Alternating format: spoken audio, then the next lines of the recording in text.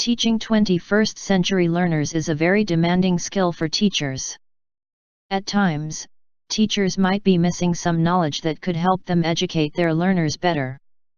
Thus, teachers need to consider growing their skills and knowledge with the help of their superiors.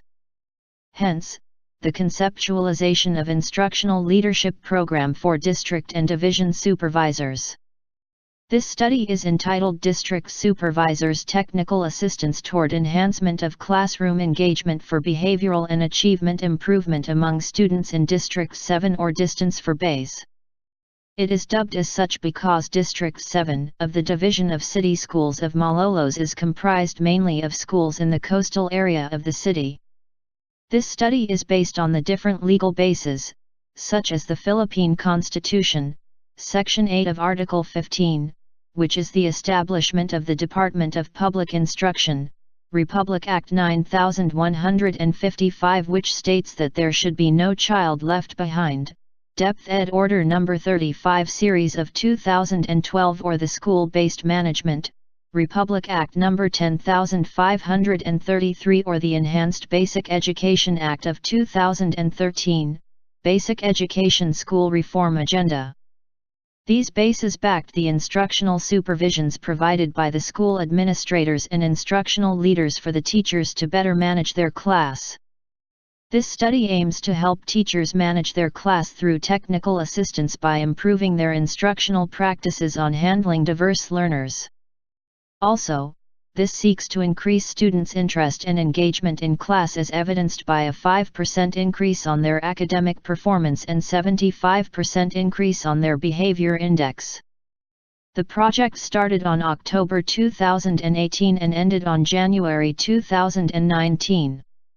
Milestone 1. To ensure proper implementation and better results, the study commenced with a meeting with Dr. Melissa S. Sanchez, then Officer in Charge Assistant Schools Division Superintendent. Thorough discussion of the study was done for complete detailing of the project. Another meeting was set, this time involving the school heads and teachers of the participating schools. The said meeting also aimed to lay out the plans of the study. Class observations followed in preparation for the administration of the necessary steps to be conducted for the study. Milestone 2. Based on the results of the class observations conducted, a pre-test on behavior index was conducted to the students. The said test used the student self-monitoring checklist, an instrument by Jim Wright. The checklist includes questions on students' behavior at the start of the class, when the teacher is talking, when told to take notes, and when working with other students. This study is focused on providing technical assistance to teachers to better manage their class. To accomplish this, learning action cells were conducted where teaching techniques and ideas were discussed. These were facilitated by master teachers and school heads. As in any training and workshops, participants are expected to gain insights and learn ideas. As such, the teachers who participated in the learning action cells conducted in their respective schools applied the management and teaching styles they acquired. Milestone 3. To ensure that classroom teachers were able to apply the techniques and styles they learned in the learning action cells, class observations were conducted, followed by the observers' feedback on the progress of the teacher's instruction and classroom management. A post-test was then administered using the same instrument as that of the pre-test. To further explain the results of the pre-test and post-test, the data were gathered by the researcher and presented in the study using Pearson R correlation test. Table 1 presents the pre-test mean of behavior of the students in the 3 participating schools for the second quarter of the school year. Each column was labeled according to the test instrument used for the pre-test and post-test, as well as the second quarter average of the students. Each cell of the second, third, and fourth column corresponds to the mean score of the participating grade 7 class of each school.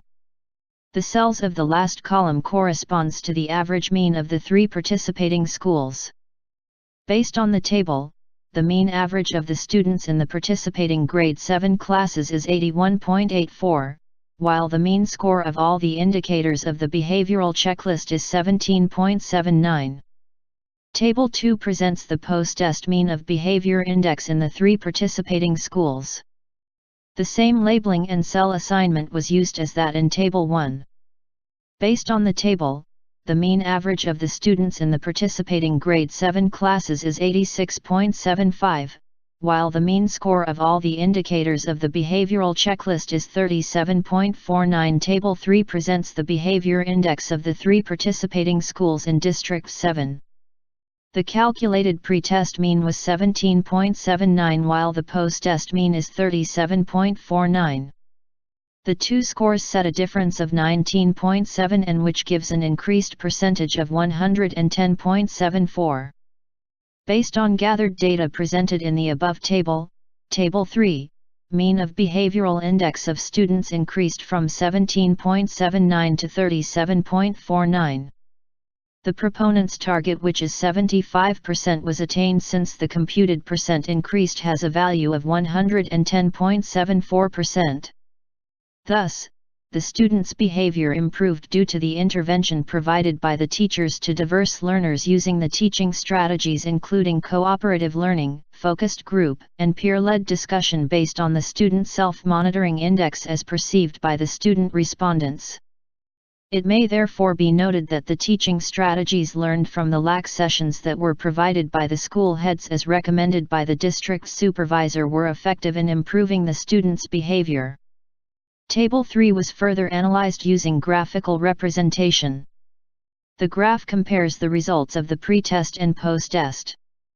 Based on the graph, there is a great change of students' behavior from the pre-test to post-test using the implemented intervention. Table 4 presents the average grade or the academic performance of the grade 7 students of the 3 participating schools. The table shows the average of the students for the second and third quarter, which are 81.84 and 86.75 respectively, and the difference between the two scores. The last column of the table shows the percentage of difference between the second and third quarter scores, which is 6%.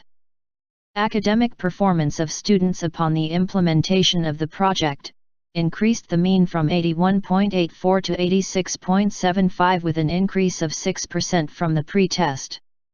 Since the proponent's target of 5% increase was exceeded by the results, therefore, the student respondents' academic performance improved greatly as a result of the technical assistance provided by the district supervisor to the school heads who, in turn, trained the teachers in terms of teaching strategies.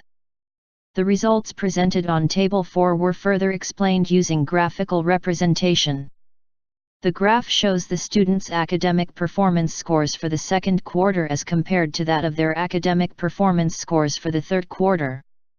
From the graph presented, academic performance of students increased from the pre-test of 81.84 to 86.75, hence, academic performance of students was greatly affected by their classroom behavior. From the interpretation of results in the above discussion, it may be concluded that the technical assistance provided by the district supervisor to the school heads was key to identification of one of the root causes of poor academic performance among students, and that the recommendations that the district supervisor advised the school heads were more than useful in improving the practices of the delivery of instruction in terms of teaching strategies. The LAC sessions on the basis of the technical assistance provided by the district supervisor to the school heads were effective in improving the teacher's delivery of instruction, which in turn resulted to the improvement of the student respondents' behavior and, thus, their academic performance. The teaching strategies including cooperative learning, focused group, and peer-led discussion were effective in enhancing the delivery of instruction, resulting to improved student behavior and academic performance. Based on the results of the study, the researcher recommends the following: district supervisors must pay close attention to how students actually behave during discussions so as to gain a candid picture of how they find learning in the classroom. District supervisors must remain abreast of effective delivery of instruction, they being instructional leaders themselves. School heads must cooperate with district supervisors in providing technical assistance to teachers if they are to improve the delivery of instruction. School heads must value the recommendations provided by district supervisors in the improvement of instructional practices in schools. Other teaching strategies must be explored so as to address individual differences among teachers and students. The resources needed for the implementation of this study were laptop, bond paper, LCD projector, and behavioral checklist. A study may not be totally successful without the support of the persons involved in it.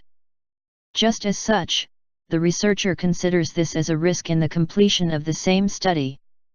Thank you.